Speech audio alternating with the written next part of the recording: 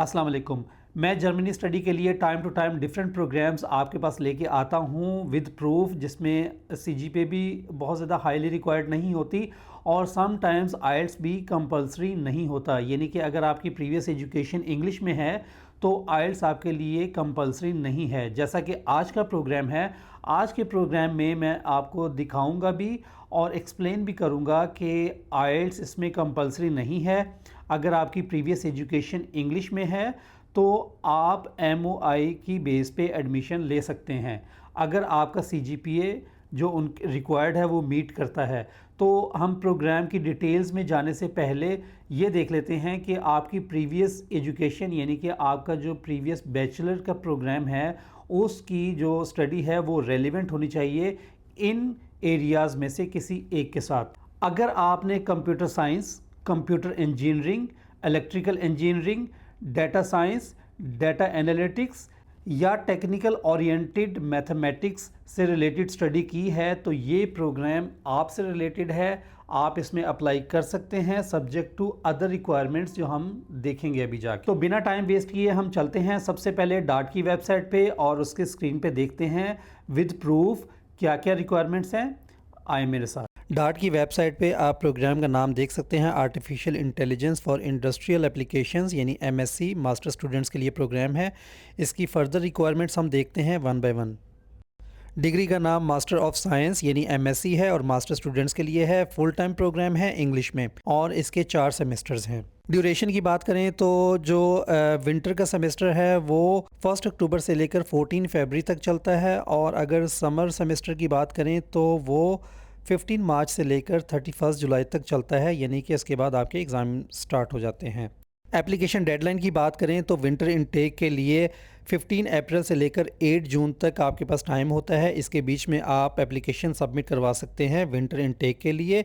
और दूसरी तरफ समर इनटेक की बात करें तो 1 नवंबर से लेकर 8 दिसंबर तक का टाइम होता है हर साल, जिसके बीच में आप अपनी एप्लीकेशन सबमिट करवा सकते हैं फॉर समर इनटेक।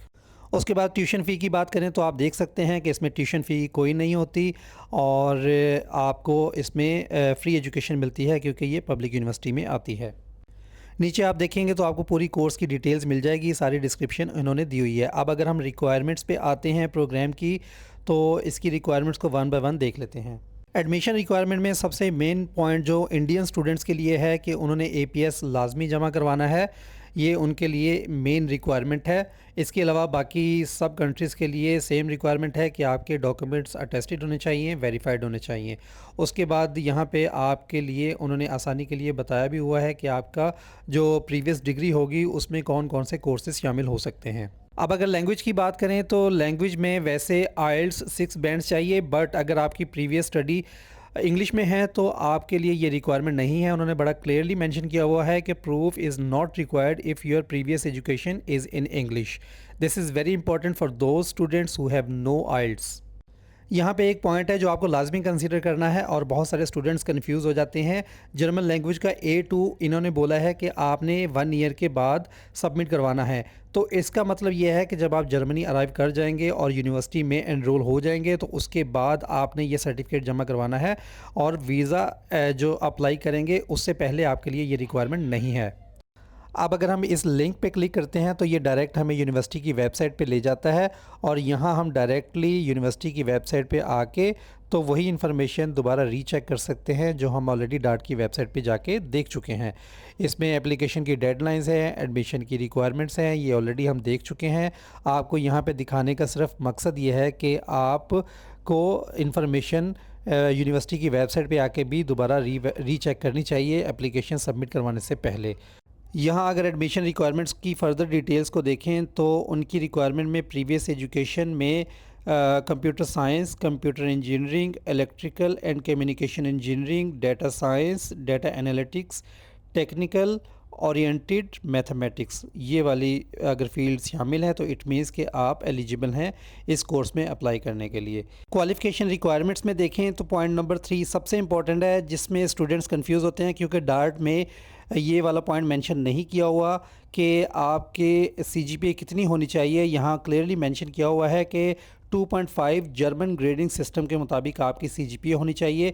ये सीजीपीए डार्ट की वेबसाइट पे मेंशन नहीं है, इसलिए स्टूडेंट्स कंफ्यूज हो जाते हैं। तो आपको बड़ा क्लियरली यहाँ पे रीड करना चाहिए कि अगर आपका सीजीपीए जर्मन ग्रेडिंग सिस्टम के मुताबिक 2.5 या इससे बेटर है तो आप अप्लाई करें। अगर आप इसमें फॉल नहीं करते तो आप अप्लाई मत करें।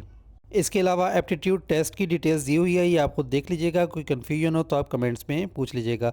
उसके बाद यहाँ पे आप लिंक पे क्लिक करके तो आप डायरेक्ट एप्लीकेशन पोर्टल पे जा सकते हैं और फर्दर प्रोसीड कर सकते हैं जब आपके सारे डॉक्यूमेंट्स कंप्लीट हों और आप समझते हो कि आप इस काबिल हैं कि अब आप अप्लाई कर सकते हैं।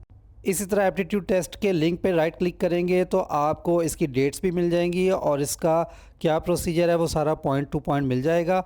और इसके अलावा फ्रीक्वेंटली आस्क्ड क्वेश्चंस को भी हम डिस्कस करेंगे वन बाय वन, ताकि सारी क्लैरिटी आपके सामने हो इस कोर्स की, ताकि आप इस काबिल हो जाएं कि आप अप्लाई करें और एडमिशन को सिक्योर करें। तो लास्ट में मेरी आपसे ये रिक्वेस्ट है कि मैं अपनी एफ़र्ट करता हूँ सिर्फ आप लोगों के लिए कि आप इस काबिल हो जाएं कि ख़ुद से अप्लाई कर सकें और ख़ुद से जा सकें, ना कि किसी और को पैसे दें, अपना टाइम वेस्ट करें या सम टाइम्स अपना कैरियर भी रिस्क में डालें। तो मैं आपसे ये एक्सपेक्ट करता हूँ कि आप मुझे सपोर्ट करें, मेरे चैनल को सब्सक्राइब करें, ताकि मुझे फ़र्दर मोटिवेशन मिले और मैं ज़्यादा से ज़्यादा आप लोगों के लिए काम कर सकूँ।